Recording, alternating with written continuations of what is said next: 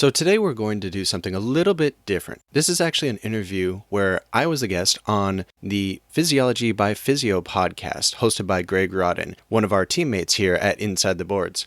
And he really wanted to pick my brain a little bit about memory palaces and visual markers and how to create some of these. And I've never really had any experience in teaching these before, so we figured we'd just wing it and see what happens. It was a really interesting experience. I think hopefully it turned out pretty good and you'll gather some useful information. And being that it was a first run, there are some points that I'm going to, mix up and maybe not clarify to the best extent, but hopefully that'll come over time as well. You might notice towards the second half of the show, I tend to repeat myself a lot, and that's because it was just so hot in my unit where I was recording at the time. I couldn't turn on the fan or AC because I didn't want to ruin the audio quality, so I was actually physically turning red and just sweating profusely and trying to focus on these creative endeavors while teaching these topics. So I hope you enjoy. It was really interesting. Greg did a great job, and I'm really happy that he's part of the team at InsideTheBoards. So here we go.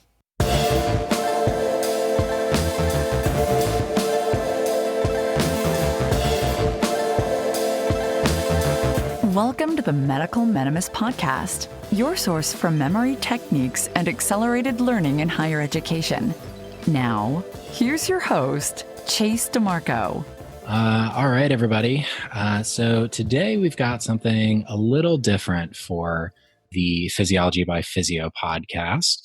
I have one of my good friends, colleagues, partners in crime, Chase DiMarco, or Dr. Chase DiMarco, I should say, here with me today. And he is going to teach me how to, I don't know, what are you going to teach me how to do? Partner in crime, I like it. No, we're going to try to go over some of the things covered in the Medical Minimus podcast, and a lot of those involve memory training techniques, memory palaces, sort of a how-to general guidelines, and this is experimental, so we'll see how it goes. Yeah. So this is kind of like a test run to see how we can teach these skills to someone in real time. So I am the subject. I've never done any like mind palace type of stuff.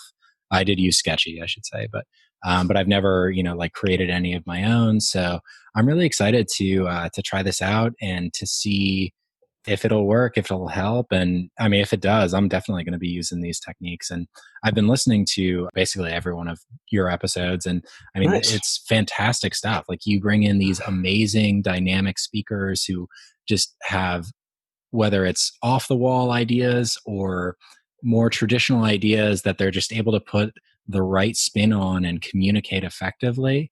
That any learner, not just medical students, but any learner can really take a whole lot away from your show. So hats off to you, man. Oh, thank you. Yeah, I've been really lucky with some of the interviews we've had so far. Just people that I would have probably had a lot of difficult reaching out to, or would have spent a lot of money on their courses, or they can come on the show and they can share their expertise, their years of knowledge and education. And it's just been a wonderful experience. So I hope I can try to distill some of this into a coherent, organized format and maybe teach you in the audience a little bit of how to get started with these techniques. All right. Well, that's certainly enough of a preamble. Are you ready to get going? Yeah, let's go for it. Okay. All right. So today we just kind of picked a random subject to see if we could find a way to cram this information in my head, because I can never remember this. So we are going to go over the classes of cephalosporins and what drugs fall into the different phases, different generations. Classes, generations. Yes, that's the word that we use. That's the doctor speak. Yeah. How would you go about getting started with something like this?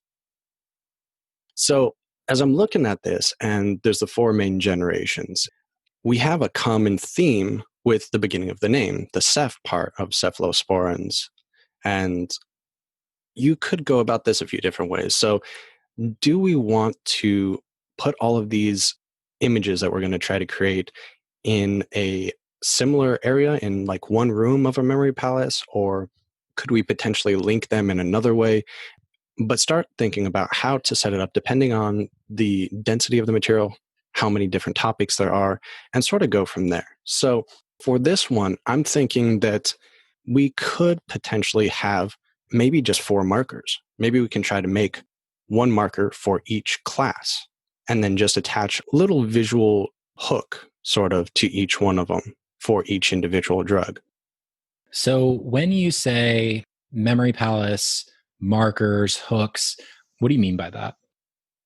A visual marker, if you've ever watched a Sketchy Medicine or Picmonic or anything like that, you know that they create unique visual images that represent whatever topic it is you're trying to remember. So generally, these are something that might rhyme with the word or is associated with the word. It's some creative visual representation for an otherwise kind of arbitrary or hard to remember word. And the visual is just going to be easier to remember. That's how our brains work. And then you don't need to put everything into a memory palace, but if you have a lot of information, it's easier to organize. And a memory palace is just visual architecture. And most people will use their homes, their friends' homes, past homes they lived in, maybe a school or library or some building they frequent. It could even be restaurants. It could be, any location that you can close your eyes and visualize quite clearly can be used as a quote unquote memory palace. So once you have a location, then you can start creating spots in a location. You can put things in certain orders throughout let's say your bedroom, if we're using that. If we were to take, for example, these 4 generations of cephalosporins, and for anyone listening right now, just use whatever room you're in or your bedroom, something simple, very, very easy. You can close your eyes right now and you can visualize the room very clearly. Then it's going to be fine for this practice drill. Throughout your room, you probably have a front door, a bed, maybe a dresser, a closet, whatever other locations you have within this room, you can potentially use to set your visual markers. So I would say to the audience, as we're going through this, let's try to pick 4 spots within whatever room you've just chosen. So using the bedroom location as an example, I'm going to say the light switch, the bed, nightstand, and closet. So each of these are going to be a location for one of the generations of the cephalosporins. So that's one way to just set up initially and just to get started and kind of start organizing how we're going to attack these. We haven't actually gotten to the drugs yet, but this is just setting up the basic organization, kind of visually mapping it out. And actually, you should physically map it out too. You should draw it out, sketch it out, write it in words, whatever you want to use as a reference later, because you might not remember these in a few days from now if you don't practice them regularly. So always keep a record of your mnemonics for reference later on. So I think that really helps to clarify our terms and helps to give us some structure that we can work within. So if we're going to go after the first 4 generations of the cephalosporins, and you had mentioned, so I'm picturing my bedroom right now, and my wife has her princess poster bed thing in the middle of it, and then I've got my nightstand next to it, got my closet on the other side of the room, got what did you say, front door? Was that one of them? I think I did light switch, bed, the nightstand, and closet. Okay, cool. So I've got those 4 locations kind of pictured in my brain, and thankfully I'm very familiar, with my bedroom. So it doesn't take very much mental effort for me to conjure up that image in my mind's eye.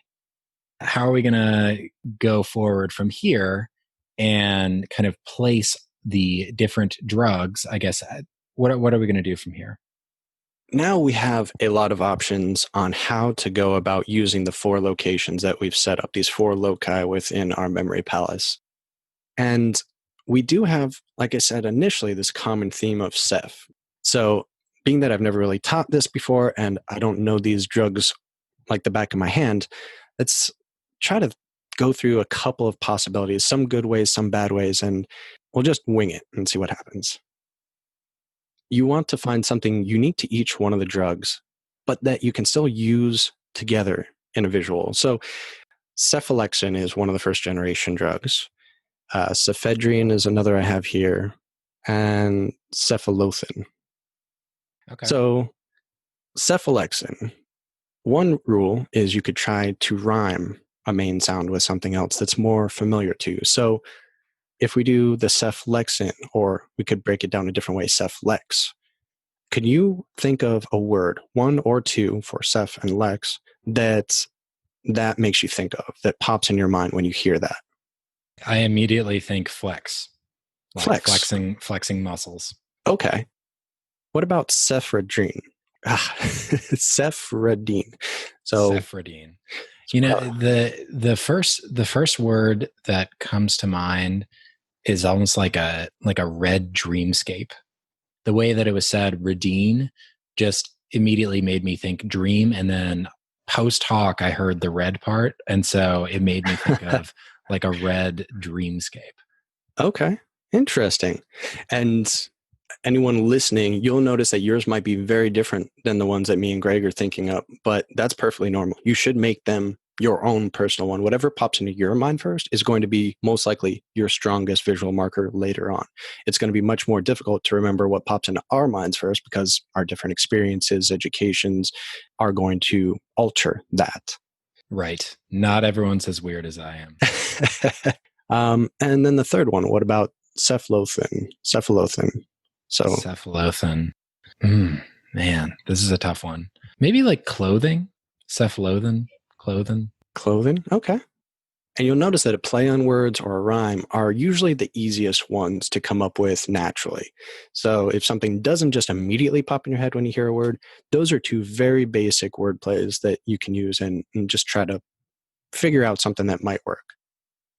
So for yours, we have the clothing, we have flexing, we have red dream, was it? Red dreamscape. Red Yes. dreamscape. Okay. So let's see. If we're just taking those three now, and we still have the ceph part that we can use, maybe we should, maybe we shouldn't. It's hard to say at this point. And often your first attempt at a lot of these visuals might not be the one you end up using forever. It can change, it can evolve, and that's perfectly fine. So let's see. What are some ways we could do this with? Well, so to be honest, the when you mentioned the idea of having the heads in different locations, that actually really resonated with me. Like, I immediately imagined like heads that would have just kind of weird, idiosyncratic parts to them at different points in the room. So why don't we try going ahead with that one? Okay. Yeah, and we definitely can. And if we have unique enough other parts of the marker that we want to add in, then it could work. So just first glance, if you were to add all three of these topics together, the ceph flexing, the red dreamscape, and the clothing together, what kind of weird mnemonic first comes to your mind? I imagine like this big muscular dude flexing his muscles for the cephalexin, and then he's like ripping through his clothes because his muscles are so enormously huge. And maybe this head is dreaming that he has these huge, enormous muscles such that they can rip through his shirt or whatever. So Good. Yeah, exactly. Or maybe you want the guy flexing to have someone in a headlock, and that's why he's flexing. Then you still have the head. So you have the head theme of the cephalosporins with the flexing red dreamscape, and he's ripping through his clothes. So, but yeah, that's one way to do it. So is that going to be an extremely memorable type of visual for you? And this is something everyone's going to have to answer for themselves. Does that resonate with you? Is it weird enough? Is it vulgar enough? Is it dynamic enough that it's going to stick with you later on? Naturally, if you create it yourself, if it's personal to you, you're going to remember better than using someone else's. Sure. So, all right, we have this image for our first spot, which in order was the light switch. So maybe even to associate it with that location, maybe we want this guy flexing with someone in a headlock. Maybe he's ramming the guy's head into the light, something that's kind of... Okay. Which is I can see that. Yeah. Now we move over to our second station, our second loci, and work on the second generations. So for this one, just take these two. Cefoxitin and cephalosporin. What is something that comes to mind if you try to break up by syllable or just pick the strong sounds in cephalosporin? I feel like cephalosporin, I want to think about a fox, but then the next one is cefoxitin. Mm-hmm. So maybe this could be at my fox station. And this is also an important part because you don't want to later on accidentally mix them up. When we're starting off and we really don't want to mix up these similar sounding words, we probably want to designate one with the fox and one with something else, especially if we're keeping the head theme too. We have too many similar sounds, similar playing themes, and it could get messy. Okay.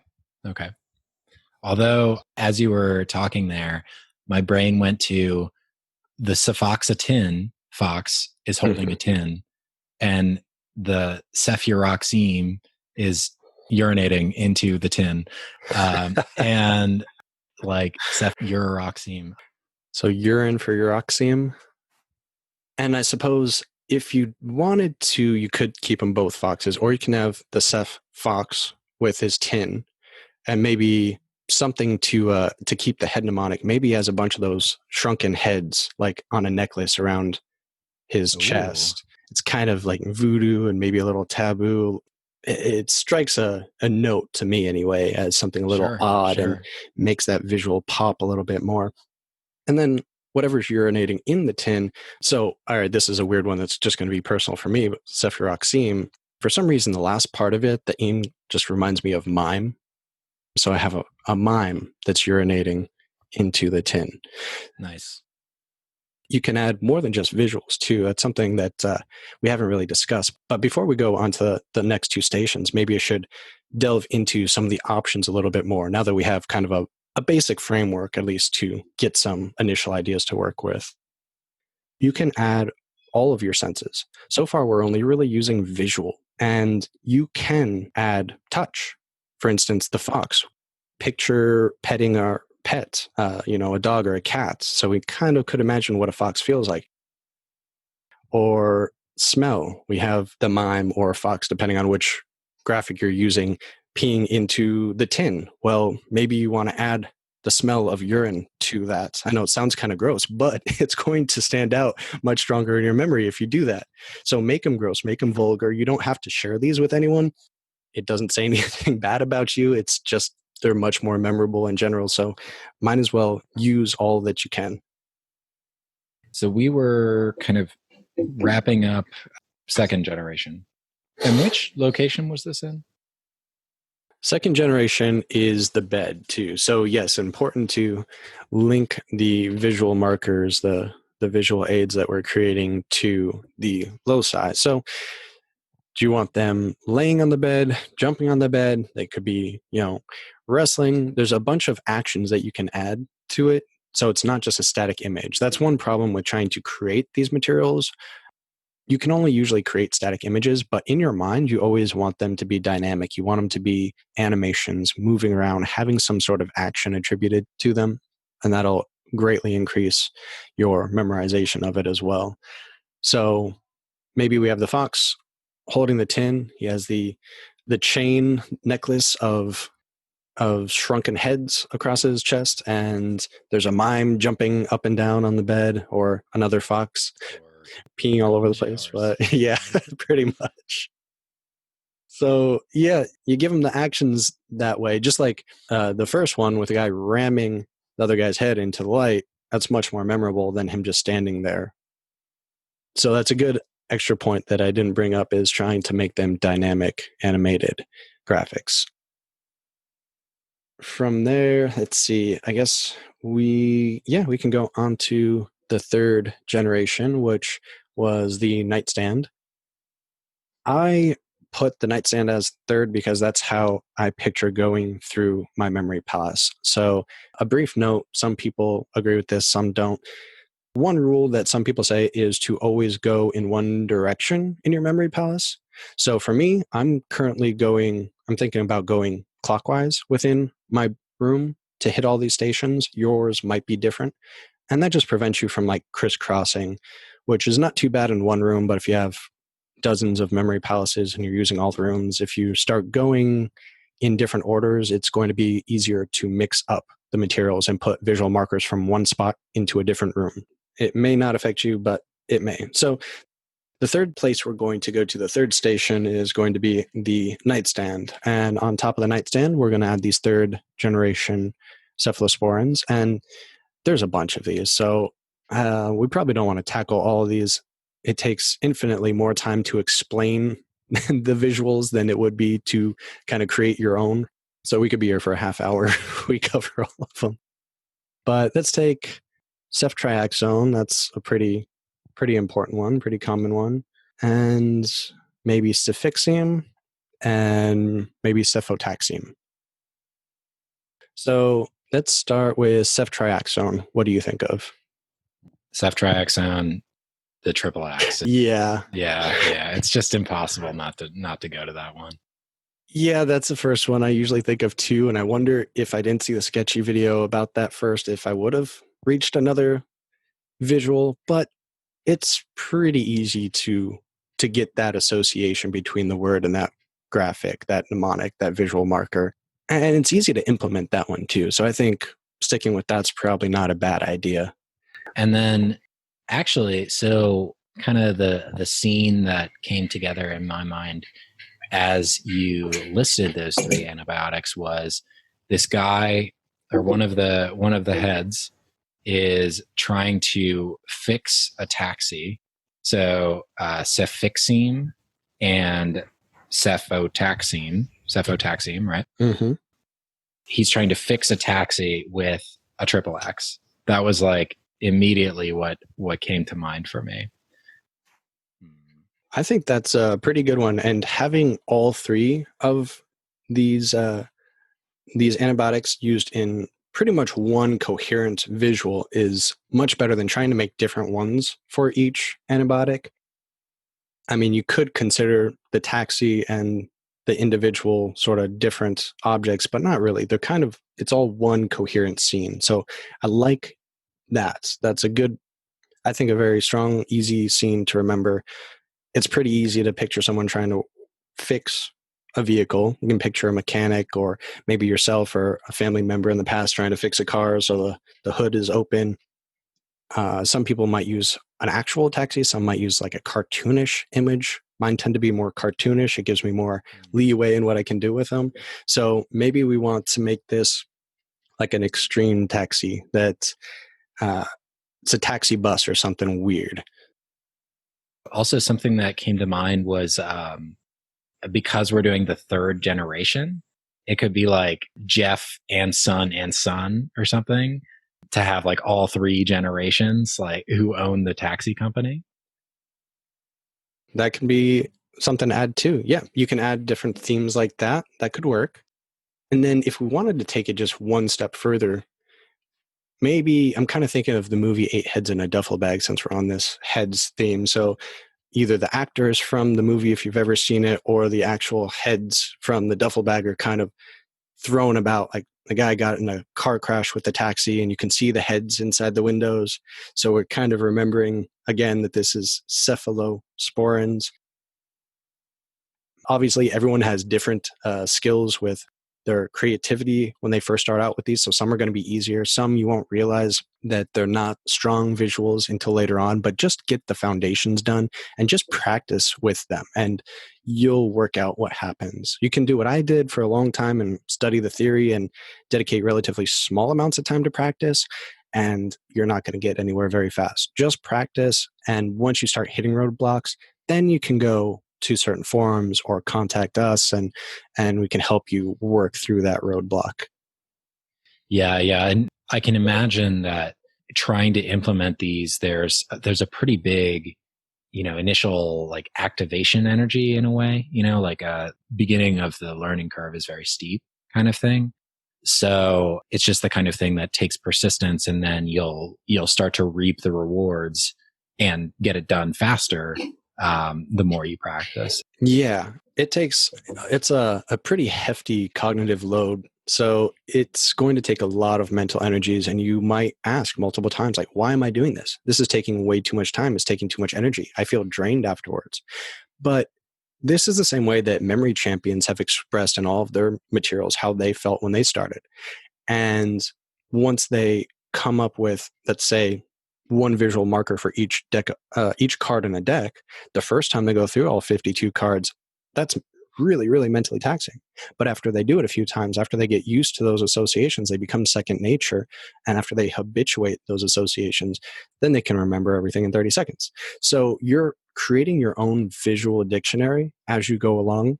And you'll find that as you add to it, new words are going to be harder at first. But as you practice, the old ones get much easier. And you keep adding and adding and adding until you can pretty much, at some point, I'm sure someone will be able to do this, just make up visual markers as their teacher is going on with the lecture, and they never need to use written notes.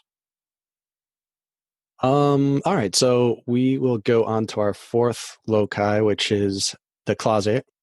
And apparently we only have the one fourth generation cephalosporin to worry about here, cefepime, which we're having a little trouble coming up with a good play on words there. But I tried to look up on etymology.com. There is sometimes a skill where you can look up words and look up suffixes, look up prefixes, and get ideas for what the word meant in the past and utilize that image. But for this one, obviously dealing with antibiotics, we don't really have that ability. They're pharmacologically created names. They don't really have a history or anything to back it on.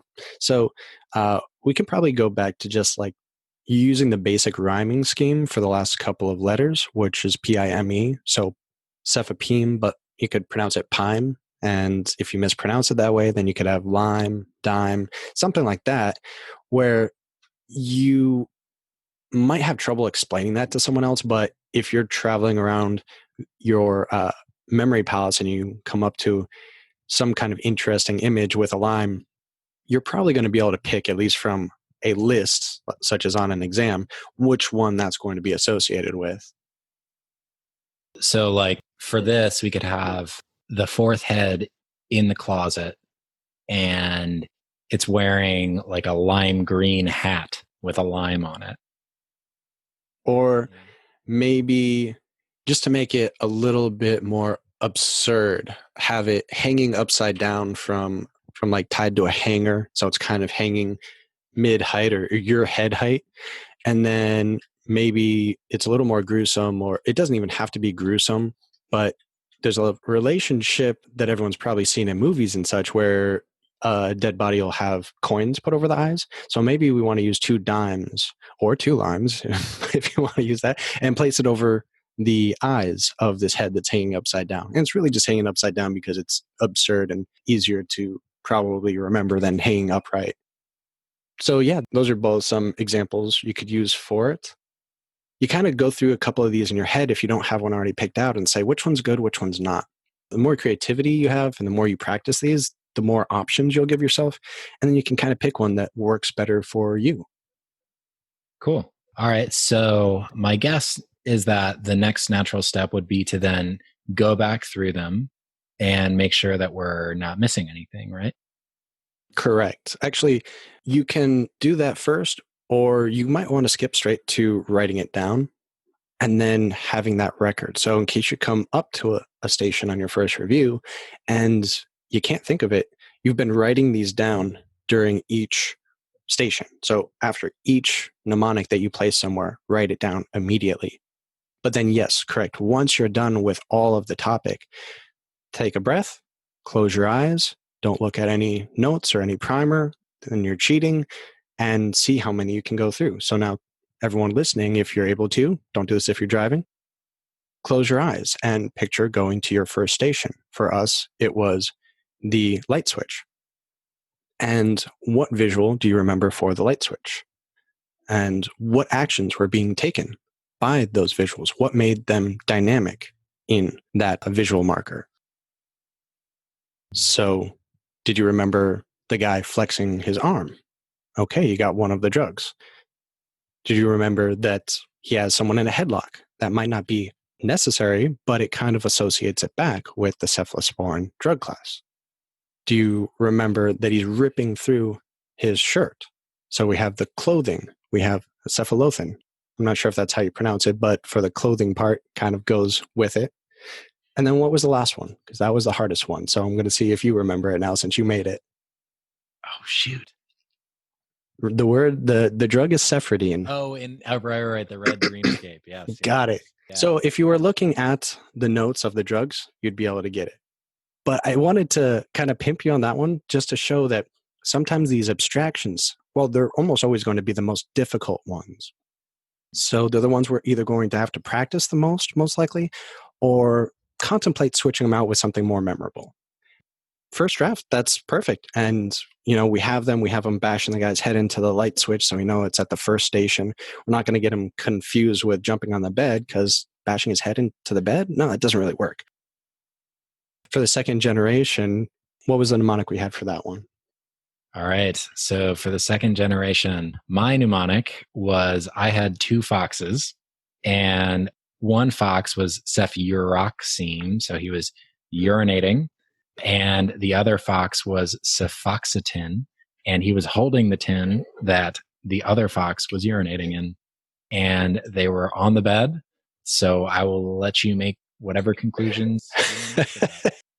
Yep, and I had switched out the other fox with the furious mind, just because I didn't want to use 2 foxes in that. That was just a personal preference, but whatever is easier for each individual. And it's good that you were able to name the drugs that went along with it too. So I might be able to recall the visual mnemonic I made, but then I might not be able to recall which drugs I associated with them. Now, maybe on your first rehearsal of this, you can go back and check your notes. But afterwards, you want to make sure to be able to name the topic that's being associated with each visual mnemonic too. And you're not just remembering the visuals now arbitrarily and not associating them back with the initial topic. Right. So then we go to our third one, which luckily we just picked 3 of the antibiotics in this class, but there are quite a few more. So you can always add to this if you want to, audience. But what did we have for this one? All right. So for this one, we talked about the guy trying to fix a taxi with the triple X. And for me, they were at a taxi company that was kept in the family, and there were 3 generations of owners. So it was Jeff, son, and son. Jeff, son, and grandson, but whatever. To remind us that these are the 3rd generation cephalosporins, so all 3 generations. So I think that we're also discovering that this can be a lot of fun to have like a mnemonics partner to kind of work through these with, or maybe 2 or 3 others, because then you can share ideas and you can build off of each other's ideas and make them stronger initially. So it's less work on you individually, just like any other group project. And you can come up with more creative variations possibly. Very good. And then now time for us to move on to the closet. That closet. So the closet was kind of a pain at first, but luckily we got to think through it for a second there. And so the closet. So the one I find to be more memorable for myself was the upside down head. So we still got the head theme rolling, pun intended. And then have the dimes in his eyes. So we have that dime rhyming with pime, kind of, even though it's cephapime, but cephapime. All right, so now we've written them all down. We've reviewed it once, and yeah, it's time to probably rest your brain, because this probably whole process would take maybe 30 to 90 seconds if you were really proficient at these. But obviously explaining them all and thinking them out here can take a long time. But so one thing that I think we might want to do for the listeners is to just briefly cover the super highlights for some of these drugs, so that this isn't just like a word association episode, but that they can actually get something medical out of it as well. Would you be willing to help us do that? Sure, we can try. Let's see if my brain's still working. From first generation cephalosporins, Keflex or Cephalaxone is a drug that you hear about all the time. One thing to know about the generations of the cephalosporins, so like the earlier generations, so like first generation, second generation, those cover gram-positive bugs better than they cover gram-negative bugs. Keflex is commonly used to treat skin infections, skin and soft tissue infections, more of like the minor ones like like minor cellulitis kind of thing. It's not going to cover MRSA. And yeah, that's probably what I would know about Ceftriaxone. Sometimes I think you can use it to treat urinary tract infections in some cases too. So second generation, we had cefoxitin and ceftriaxone. Honestly, when I think of ceftriaxone, nothing comes to mind. Yeah, I'd say about the same. The same goes for me as far as cefoxitin and ceftriaxone. So we will jump on to the third generation cephalosporins. So third generation cephalosporins. You probably always hear ceftriaxone. It's like, it's everywhere. Ceftriaxone, right? So immediately when I think of ceftriaxone, I think of treating community-acquired pneumonia, strep pneumonia. I also think of treating potential meningitis, like bacterial meningitis. So whether that's from strep pneumo, Neisseria meningitidis, you can also treat with ceftriaxone. Another thing that I think about when I hear ceftriaxone, I also think of treating gonococcus. Okay. So I would caution a few things here is when we are initially setting up the memory palace, we're kind of going for a goal a certain way. So we had the goal of memorizing these by generation, which you may or may not want to set it up that way, and probably only useful to memorize them that way maybe for step 1. But especially as you're going more into the step 2 material, you're more likely to need to know what diseases are associated with them, correct? So we're getting more away from microbiology, more towards infectious disease. In which case, we have 2 options. We could take some of the diseases and attach them to the current visual markers that we've had. And if there's not too many to attach, that's fine. But you probably don't want to attach 10 more details to each of them. Alternatively, we could start another room that has to do with a particular antibiotic or a particular disease or something like that, and go through the process a different way. We could do both and then have multiple ways to potentially make these associations. It really depends on how much effort you want to put into it, how much time you want to put into these techniques. You can almost move these symbols onto other rooms as well and into other rooms, right? So like if you already have a pretty strong link to the 3 axes of ceftriaxone or Fox with the tin for cefoxitin kind of thing, then I could use them in another room or another mind palace, right?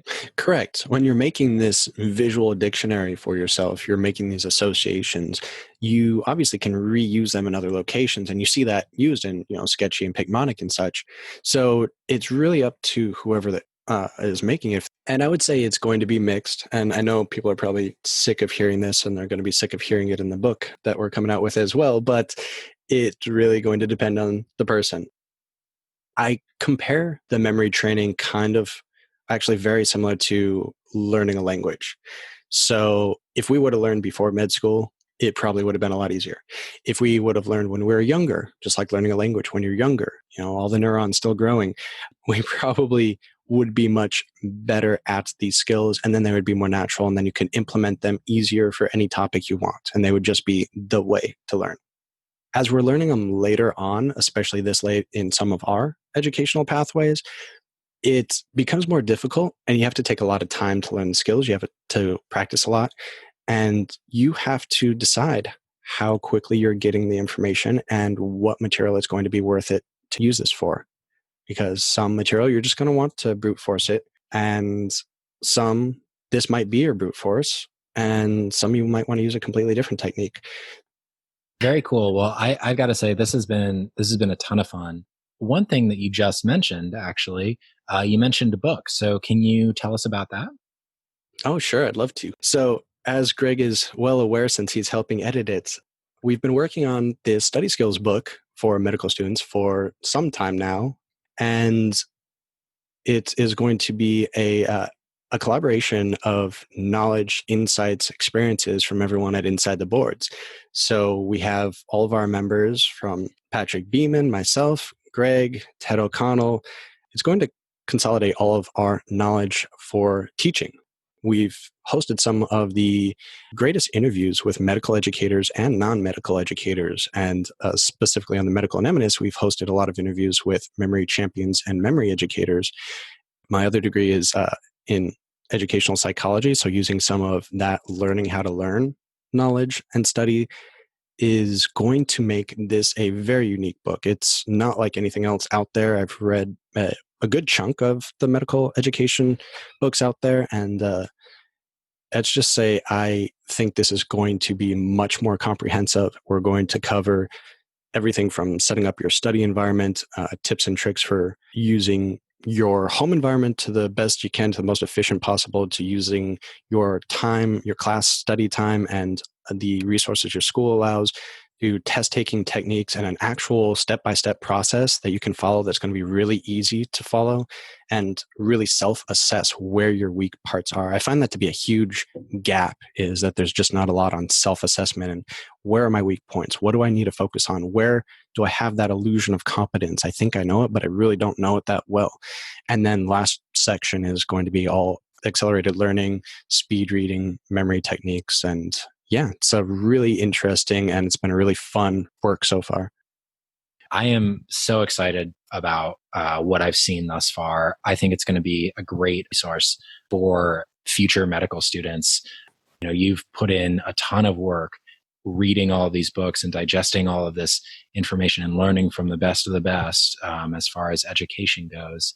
And from what I've seen thus far, you've essentially put all of the golden nuggets from different resources all into one place and specifically tailored to the medical student learner. Thank you. Yeah, I really hope there's, no fluff. It's all really useful information. It's all the information I really wish I had before medical school, but I'm glad you're enjoying it. And I really hope that the audience enjoys it as well. Very cool. Well, everybody, Chase DiMarco, extraordinaire. Thank you. Thank you.